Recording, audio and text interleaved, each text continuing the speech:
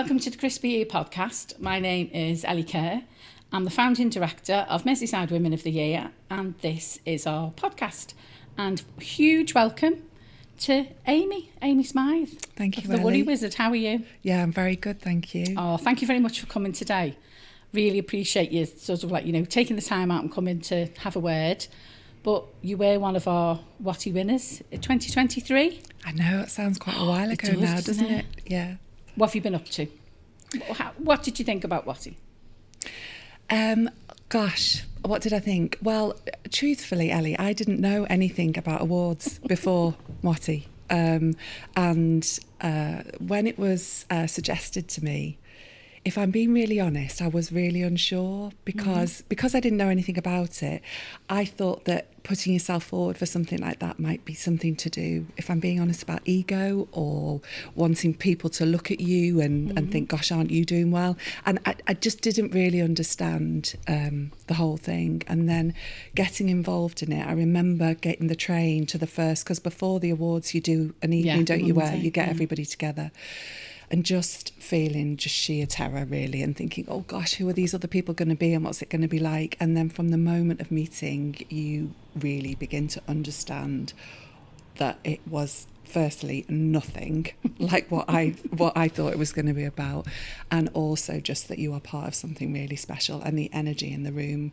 I remember somebody saying there's literally nothing that can't be achieved by the people in this room, and you start to, that starts to ignite a sense in yourself of something special. So yeah, it's and been that incredible. For me is very special to hear, because obviously, that for me is the whole thing. That is the secret sauce of it all. Yeah. And so you've embraced it. Yes. And you've done everything you can to be part of it, because you came back last year, didn't you? And, I did. To be part of it. But I just wanted to pick up on what it meant. So just tell me a little bit about the name Woody Wizard and where that's come from. Lovely. Okay. So I'm a counsellor and psychotherapist, and as part of that, two things came together really. Firstly, I just became so frustrated with the wait that children experience to get support with their mental health. And I just became so aware that actually some children never get that support. And there was a sense in a first counselling session for, I would say without fail, every child that I've supported, that at the end of a first counselling session, they have what I call an exhale moment, where they just kind of exhale and just share that actually getting to share their worries for the first time with someone that they trust has just felt so significant. And I just thought, surely there must be a way of taking that exhale moment out of the counselling room and into the child's world in some way. So I was curious about that, and that curiosity was kind of building. And I was supporting my gorgeous godson Jack with his worries at the same time. And he was really struggling to share his worries with those around him. And then he lived far away from me, so we used to talk on the telephone. And one night he called me and said, Auntie Amy, you'll never guess what, I shared my worries with my teacher. And she said, wow, you've got such courage, Jack. How have you done that? And he said, oh, well, I've been speaking to my Auntie Amy. She's the worry wizard. Wow. And so that's where the name came from, and it stuck. Oh, that is lovely. But yeah, it is quite extraordinary as an adult woman going around introducing yourself as a wizard. But you do it so well. Well, you really have to embrace that whole wizard status thing. You do. Especially on your YouTube channel. You're doing so well on that YouTube channel. You, it really is. And I love the way you're so spontaneous, or it looks as if you are. Well, my brain just fires all the time with ideas. So, new ideas all the time, and just ideas of how can we get children talking with their key grown-ups about their feelings. How do we start to make this feel more comfortable, and how do we help every child feel that their voice is heard and valued? And so the YouTube channel, it's been around for a while, but in August we just thought, actually, surely this could be a great way of getting content into children at home and at school. So we started off by, for the last 3 years, we've done a sticker design competition, and we took the designs that children had made and we used them as a basis for positive affirmations. So, for example, one of the sticker designs is shoot for the stars. Oh, wow. And so we take those ideas. We've now got a Worry Wizard book club where we talk about books that children could read with their grown-ups that might help mental health. And we do Sleepy Tales, which is one of our most popular things to help children at bedtime. So we know that lots of children are listening to our sleepy stories and hopefully feeling a bit more comfy at bedtime. But also that must be a big help to adults, because I'm sure, and okay, the term emotional literacy, is like a label. But when you don't know, when you have somebody who, or especially when it's your child, yes, you don't really have those tools. So that must be a massive help for, as you say, the key grown-up. Yeah, I think that's one of the things about the Worry Wizard is everything we present it in the language that grown-ups can use with a child. And like, I'm a parent myself, and when it comes to my own children's mental health, all of a sudden you feel totally disempowered and unsure. And I remember watching a brilliant video by Pink where she talked about her child came home and talked about bullying, and she instantly went and created a PowerPoint to show to her child of all the ideas. And, that's the kind of, we find that the parents and the grown-ups around a child who connect with us, we're talking about building a community, all they want is some tools to help their child. They want to do whatever they can. And so it helps them in that way. But one of the other things that we're finding is lots of grown-ups miss those moments themselves when they were children. And so if we can strengthen them now, not only does it help them with their own child, but possibly they can go back and experience some of the moments that they may have missed along the way. The sticker competition, it's just closed. It has, yeah. And from what I've seen, it was a phenomenal success. So what's come out of that? So what will happen with the stickers, and what's the premise around it? So one of the things about MWOTY is the people that you meet along the way. And so one of the incredible people attached to MWOTY is Moira O'Shaughnessy, who's just an incredible champion for the Worry Wizard. And so she connected us with Still Ryan, who's an incredible YouTuber influencer who goes out, and his mission is to spread kindness.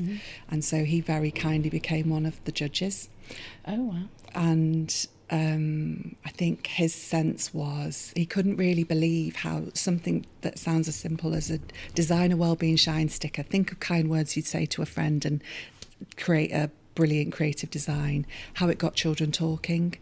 And so he's talking about next year and it being bigger and better. And so I suppose that's one of the things that we want to do. It's grown every year, but could we make it even bigger and better? How could we do that? How do we get sponsorship behind it so that we can spread the word to more children and get more children having the opportunity to enter and win prizes and receive notice and realise that their voices matter? Oh, gosh, that would be amazing to be, well, sponsorship, obviously. Yeah. So anybody watching, anybody listening, please get in touch. But the other side of it is, sadly, what's available out there in mainstream isn't as robust or as easily as accessed as it should be. Yeah. So I'm assuming that's where you fill or help to, because you go into schools, don't you? Yeah, so we've got a wellbeing programme for primary schools that they can access remotely. So we've got an online portal that's just packed with therapeutic content. We are facing, or children are facing, an unprecedented crisis with their mental health, and services either can't support them or are overstretched. And there's this phrase that's used repeatedly, which is, unfortunately, that child fell through the gap. And it's an unbearable phrase that just shouldn't be like a comfortable sentence. No child should fall through the gap. And so the curiosity of the Worry Wizard is, how do we ensure that that's possible? And so we're working in lots of different creative ways. And so, if this resonates for anyone, what we try and do, and certainly what I've learnt after meeting that Ellie Kerr, is have the conversation. Have the conversation, because you don't know what that will nudge, and you don't know what that will grow to. I don't know if that's a good thing or a bad thing. When about that Ellie Kerr. So obviously, some of the things one of the and that's part of the podcast is network, information, money, and self-belief. Yeah.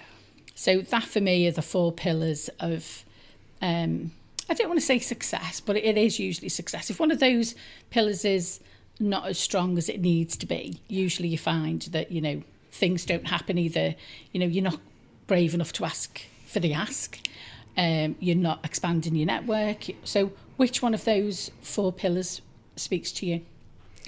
I think if I was being honest, all 4 pillars, since you shared that, when I first heard that, I got my mobile phone out and I put it into notes, because all 4 pillars resonate for me, and I've definitely grown in all 4. My part in the Worry Wizard, I always felt was the therapeutic side, and I used to imagine this incredible other half who would do all of the business side, but truthfully they've not appeared yet. It's down to you, dear. I keep looking. But when I started off before these kind of conversations, my feeling was I was hugely self-critical if I felt that I wasn't experienced in something, and I would look at others that were experienced and think they know that and you don't, so therefore you're lesser. And I suppose one of the things that I've tried to turn that round to is actually embrace being a beginner in something, because that's the exciting journey to learning and discovering, and lean into the people around you that know the stuff. That is about, again, sort of like, not realising where your gaps are, but then sort of being brave enough to then ask for help, and not just sort of, think that it's going to magically post itself through your letterbox. You do, and that network for me is a huge part of that, then sort of like, being part of something bigger. Well, when I went up and got my award, when I walked back to my table, one of the things that struck me, and it carried on for the whole of that day, was people tapped me on the shoulder and said really lovely, warm, kind things. And that's shared across every single person that you meet that's connected. For example, Donna Scully, the winner this year, she just lifts other people up. You post something on LinkedIn. I've only met Donna briefly. She supports you. She leaves positive feedback. People connect. David Wafer. There's so many people that are connected, and they want to share their experience. So I suppose one of the things that I've really learned is when someone says, I could help you with that, believe them. And accept, as opposed to possibly where I started off with, that's very kind, but no, that's It is. Sometimes you do have to go, come on, have a word with yourself. Yes. Because I do it. I'm not sitting here as a perfectly formed human being, because we all have, those moments that you think, oh no, I'll just carry on and do it, and but then if you are brave enough to ask, things just propel themselves so much quicker, don't they? Yes. So. So what's next? What are you up to? So one of the things that's become very clear from our impact is that I was asked to commission to write a programme for the NHS, and one of the pieces of impact that's really significant is that the Worry Wizard supports more vulnerable children who haven't previously engaged with their wellbeing. So we're talking to lots of different organisations who support more vulnerable children and families. As one of the things that's really important to me. One of the things, we're talking about, what you would like to happen. That imaginary person that I've talked about, we're at a stage where actually that imaginary person could become a business development manager for the Worry Wizard. Because you have got a team, it's not just you. It's me, it's our chief doodler, Che, who does all of our illustrations and animations. And we've got an incredible wellbeing shine wizard, Katie, who works for us a day a week, but I would very much love that to grow. So we've created all sorts of ways that children can engage with their wellbeing, and I suppose the hope is that, or the plan, it's not hope, it's an intention, it's something that we're going to get a business development manager in who can support, so that I can continue to grow that therapeutic side. So yes, if you know them, Ellie, just just get them to knock on my door. Okay. No, sometimes it is as simple as sort of like, actually, when it's not in your head, yes, and then you say it. Yes. I'm a great believer in the universe. My husband thinks it's a load of rubbish, but he goes, well, I won't actually say what he says because he'll probably get taken off air. But because for him, he builds airplane wings, so everything has to be black and white. Whereas for me, I think sometimes also when it comes out and you actually say, this is what we're going to do, this is what we'd like to expand into, it'll happen. Yeah. I think, well, that's the part about self-belief as well, isn't it? Because one of the things I say to little children, like we've written a programme for really little ones, and there's a little poem in it that says, listen inside, what do you hear? Don't worry if it's fuzzy or not very clear. And so I've kind of had to go, right, listen inside, what am I hearing from myself? And believe that that's got worth, even if sometimes it sounds a bit crazy. I don't think it sounds crazy at all. I think and again, it is the conversation and the dialogue you have with yourself. Yes. You know, because imposter syndrome is a real thing, although, you know, I think it is a very much overused term. But what is it say? If you tell yourself you can't, you're probably right. Yeah. Where it's sort of like, you know, but listen to yourself. And sometimes when I find that I do that, because, you know, we all have those moments, apart from like sitting in the corner and my husband having to chuck Maltesers at me because I'm rocking and thinking, what have I done this for? But what you need to do then, or I try to do, is shrink that voice that is giving you those negative thoughts. Yes. So I'm going to adopt that poem. I think it's gorgeous. So what age ranges do you help that are part of Woody Wizard? So it's interesting, really. In my own work, I mean, I work with children and adults, but in my work outside of the Worry Wizard therapeutically, I probably do more work with young people. But the Worry Wizard currently is aimed at primary age children.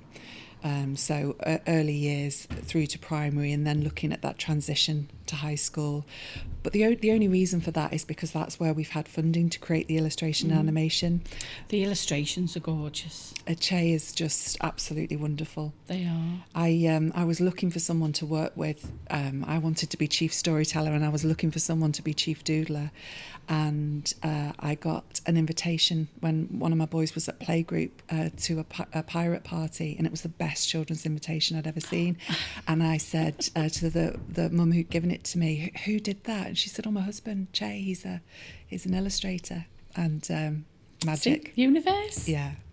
Really, really magic. And Che is just wonderful. I mean, it would be interesting to know how many emails we've actually sent to each other, but I just splurge ideas and these horrendous doodles on a piece of paper that he interprets into what other people see, bringing all of his own ideas. Yeah, he's magic. But also the quality of what you produce. I mean, I've seen some of your packs. That is, there's nothing cheap about it, or it really is gorgeous quality. So how do schools get in touch with you? How do they know what it is you do? Do you do presentations? Is it word of mouth? A lot of it's been word of mouth, and some of it's been charitable funding. So we've had fantastic support from the Blue Sky Foundation, who have funded our work in lots of schools in Merseyside. We got funding from the brilliant Roses Way Foundation, so we were in lots of schools in South Wales. But schools can subscribe themselves. Just go on the Worry Wizard website. If you put the Worry Wizard in, you'll find us somewhere. We're in lots of places. But that's what's needed, isn't it? So what would the business development manager bring? How would that help you step up to the next level? I think part of the challenge is time. So one of the things is it takes me so much time to keep on top therapeutically of what we've created. So, for example, children write letters to the Worry Wizard, and I write back, and all of these things have such value. And I suppose my motto is if we help one child, we help one child. So I'm becoming stretched in terms of managing where the Worry Wizard is at. But one of the things that MWOTY teaches you is you need to create sustainability. Yeah. And that's our next piece. How do we make it sustainable? And the business development manager, I am hoping, would be more comfortable in the money of your pillars, the money pillar, because the therapeutic person is all about how do you help somebody else, and I'm working very hard to switch it to being, if money doesn't come in, then the goodness doesn't go out. But yeah, we need a bit of help with that. I think it is also, when you are in that world of helping people, it is very difficult, because we were talking before, weren't we, about the ask? Yes. And it is very difficult, but in that space, you have to then be a business. Yes. And if, commercial businesses, whether or not you sell a pen or a book or whatever, they would not even dream about if it commercially doesn't make a profit, then we're not doing it. Yes. Whereas you do have that, I don't like to ask. But you to do good, you have to then be able to make a profit. Yes. Because it has to be sustainable with, what you're trying to achieve. Because the work that you do is so important, and especially, I'd say now more than ever. Yeah. How many children a year would you say you help? So since the worry began, and because we've had no time to update the figures, this figure's about 2 years old, but we've helped over 53,000 children. Wow. But, we've got, since we started focusing on YouTube, we've had 80,000 views. And we're only growing that through, I don't know how we're growing it really, people telling each other maybe. Haven't you got over 1,000 subscribers now? Thank you very much, Ellie. Yes. Yeah, I pay attention, Yeah, I've barely mentioned it. But I do pay attention because I did say and quite rightly so, I won't say the fuss you made over it, but it is a celebration that needs to be done, because to get to that many followers or subscribers is amazing. Well, one of the things that we try and look at is, to get money in, to get goodness out, we've got to find ways to fund the work, and YouTube possibly could be one of those ways. So 1,000 subscribers is one of the things we have to hit, and now we're aiming for 4,000 watch hours.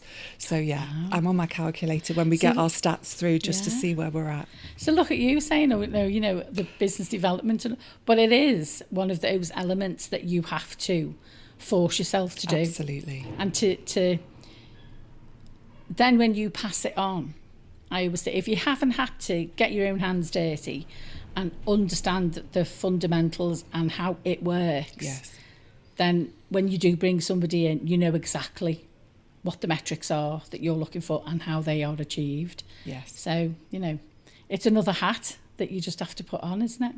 It is, and I've really had to grasp that. So one of the things that I've done is I've split my week, and so my Tuesdays they've now got the catchy name Turnover Tuesday.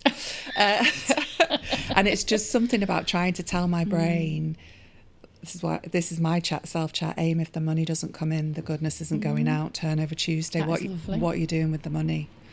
Sit there like Silas Marner counting my little coins, because there needs to be more in the pot. So that is the challenge. What would you say, to go back to, so obviously the podcast is called Crispy Ear. Yeah.